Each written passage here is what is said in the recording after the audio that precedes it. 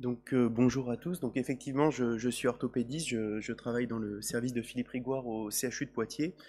Et donc l'idée de ce topo, c'est comment, en fait, à force de se connaître et de travailler ensemble, on est amené à réfléchir à la neurostimulation, à essayer de trouver la place de la neurostimulation parmi une consultation où les patients soient adressés pour un problème mécanique.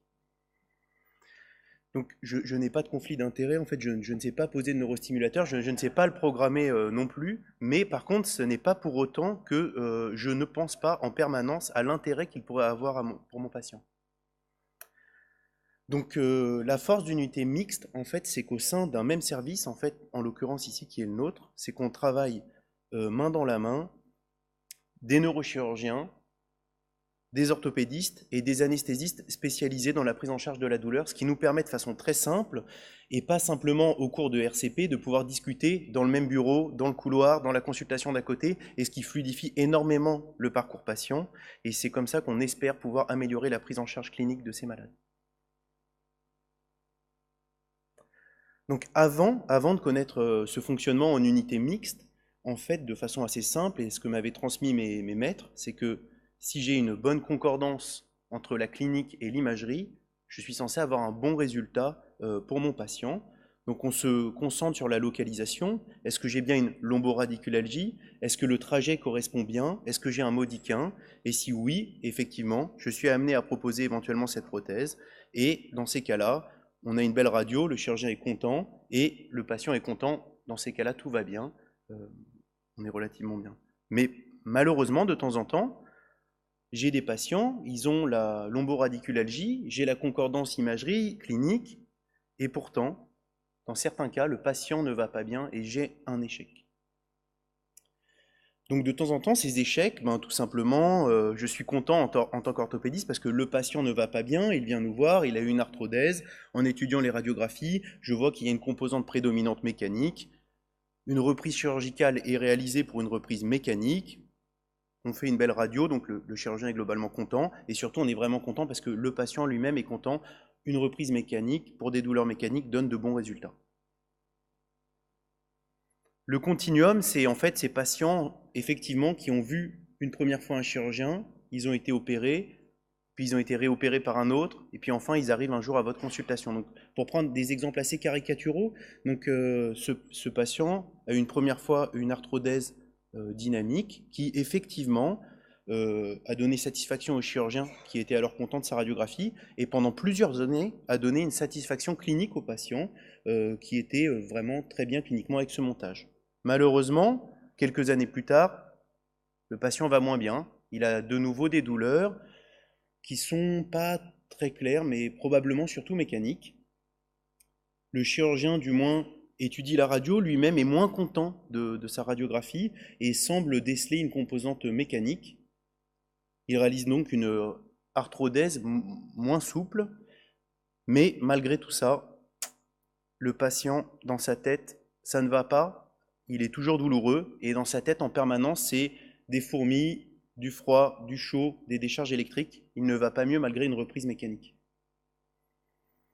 Donc ce continuum, c'est ce patient qui va aller progressivement de douleurs mécaniques qui étaient réellement des douleurs mécaniques en fait. C'est-à-dire que lorsqu'on a traité au début la prise en charge mécanique, on a réellement soulagé le patient, mais au fur et à mesure de sa vie et de son vécu, il va décompenser un versant neuropathique qu'il faut bien toujours essayer de garder à l'esprit. Donc la chance, c'est que nous, quand on voit ce patient triste un peu, on voit notre collègue, du coup, le bureau d'à côté, et puis on dit, bah moi j'ai un patient, je comprends pas, je suis relativement content de ma radiographie, mais ça va pas, il a des fourmis, des décharges électriques, des brûlures. Et là, heureusement, on a certains chirurgiens de l'équipe qui, dans leur tête, eux, ont cette petite bulle qui leur dit, peut-être il serait intéressant d'envisager un neurostimulateur. Et effectivement, après mise en place de ce neurostimulateur, on est bien passé d'une douleur mécanique qui a été arthrodésée, globalement qui a pu soulager le patient, qui a décompensé une douleur neuropathique, qui a pu être neurostimulée, et on retombe sur un accord. Le chirurgien est content de cette prise en charge parce que le patient lui-même est content. Donc globalement, en fait, pour faire un focus, ce qui est vraiment important, c'est d'essayer de bien comprendre si le patient va moins bien, est-ce que c'est vraiment un échec? Est-ce que c'est l'histoire naturelle de la maladie? Et c'est surtout est-ce qu'il y a une composante mécanique? Donc on rejoint un peu les topos qui ont été faits avant, c'est-à-dire qu'il est nécessaire d'avoir une une prise en charge par un chirurgien côté mécanique dans ces centres de douleur pour être sûr qu'il n'y ait pas de composante mécanique qui serait réopérable. Et ensuite, par la suite, il est vraiment très important de travailler de façon pluridisciplinaire et d'avoir le panel de traitements possibles à notre disposition. Dans le panel, bien sûr, ça comprend le divan du psychiatre, éventuellement des infiltrations, des rhizolyses, des thérapeutiques médicamenteuses et quelque chose d'assez simple qui nous permet de nous aider en pratique clinique en tant qu'orthopédiste, la mise en place d'une TENS qui, si jamais elle donne de bons résultats, peut nous orienter à réfléchir, à envoyer ce patient à une consultation pluridisciplinaire de douleur qui réfléchira à la mise en place d'un neurostimulateur. Donc, est-ce que le neurostim, c'est juste parce que dans notre service ça marche bien? Est-ce que c'est local? Est-ce que c'est notre coopération locale qui entraîne de bons résultats? Donc, quand on regarde la littérature, globalement, on voit de très belles études au début qui montraient que les neurostimulateurs pouvaient avoir une efficacité sur la douleur dans la jambe, et même, avec de nombreux papiers plus récents, on voit bien que la littérature est relativement claire sur le fait que la neurostimulation peut avoir à la fois un effet positif sur les douleurs au niveau des jambes, mais également sur les douleurs au niveau du dos. Donc globalement, on peut dire que, au vu de la littérature, l'utilisation de la neurostimulation semble avoir fait ses preuves. Donc maintenant dans mon quotidien, finalement, je me suis rendu compte que ce qui compte le plus, c'est pas que la localisation et la concordance radioclinique, mais c'est bien la caractérisation. Et de façon très simple, en tant qu'orthopédiste, parce que généralement on aime bien que ça soit simple, eh ben, le DN4 peut suffire à être discriminant lors d'une consultation. De faire un DN4, ça prend moins d'1 minute, et ça vous permet de façon simple d'essayer de faire la part des choses et peut-être de ne pas se tromper d'indication elle-même. Donc le patient, c'est évoqué dès le début avec lui, on va essayer de dissocier le mécanique, le neuropathique, et puis vous aurez un parcours. S'il y a plutôt du mécanique, on s'oriente plutôt vers une chirurgie arthrodèse, prothèse. Si c'est plutôt neuropathique, on peut même jusqu'à évoquer directement la neurostimulation, et même, alors que je suis orthopédiste, à leur dire, probablement, il n'y aura pas de recherche d'arthrodèse chez vous, mais directement vous envoyer pour la prise en charge de la douleur neuropathique dans un centre référent.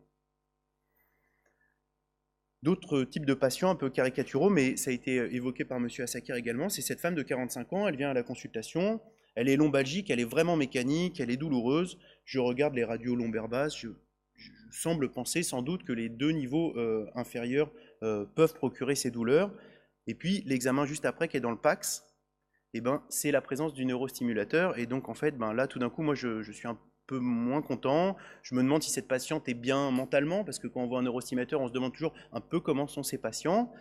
Et je me demande surtout comment je vais faire techniquement. Et je pense qu'il faut quand même évoquer aujourd'hui, ça veut dire que si jamais il y a une présence d'un neurostimulateur, on ne peut pas utiliser de monopolaire, mais on peut utiliser une bipolaire, on peut quand même réaliser une chirurgie. Et si la composante au premier plan est mécanique, je pense qu'il faut raisonner de la même façon pour ces patients, utiliser un bistouri bipolaire, prendre en charge la douleur mécanique parce que c'était bien ce qui était au premier plan. Le raisonnement doit être identique dans les deux sens. Le patient est neurostimulé, je dois réfléchir mécanique. Le patient est mécanique, je dois réfléchir neuropathique. La vision globale, c'est cette femme de 50 ans, elle a une lomboradiculalgie S1, elle a une composante mécanique, elle a une concordance avec l'imagerie, mais elle a également au premier plan des douleurs neuropathiques. Donc j'ai bien une concordance, mais j'ai les deux douleurs qui sont présentes. On évoque du coup avec elle, dès le bilan préopératoire, la réalisation de l'angioscanner qui est pour la partie mécanique pour savoir si éventuellement je pourrais faire une arthrodèse ou une prothèse par voie antérieure, mais également la mise en place d'une TENS qui me permettra, avant la chirurgie d'arthrodèse, de voir si la TENS a été positive et donc de voir si on va pouvoir discuter la mise en place d'un neurostimulateur. Donc on a bien un continuum qui fait qu'en travaillant en équipe, ça nous a permis d'évoquer ceci, de réaliser l'arthrodèse, de faire le suivi pluridisciplinaire, de mettre l'électrode test 3 mois après, et donc de voir que comme la patiente a été prévenue, ça a été prévu, ça a été annoncé, ça a été programmé plus ou moins, en tout cas dans sa tête, elle l'a compris dès la première consultation, on ne parle pas du coup d'échec, mais on parle bien d'un continuum qui a été évoqué dès le début, ce qui permet d'avoir un patient, un chirurgien satisfait dans la suite de la prise en charge. Donc, malheureusement, tout ceci reste un peu subjectif, même si on a le DN4. Il faut faire la part des choses pendant notre consultation entre douleur neuropathique, douleur mécanique, ne pas hésiter à discuter des choses de façon pluridisciplinaire. Et c'est vrai qu'on aimerait passer de données qui sont encore subjectives à des données plus concrètes, cartographiées, voire même avec des pourcentages de douleurs mécaniques ou de douleurs neuropathiques afin de nous aider dans nos indications à venir. Je vous remercie.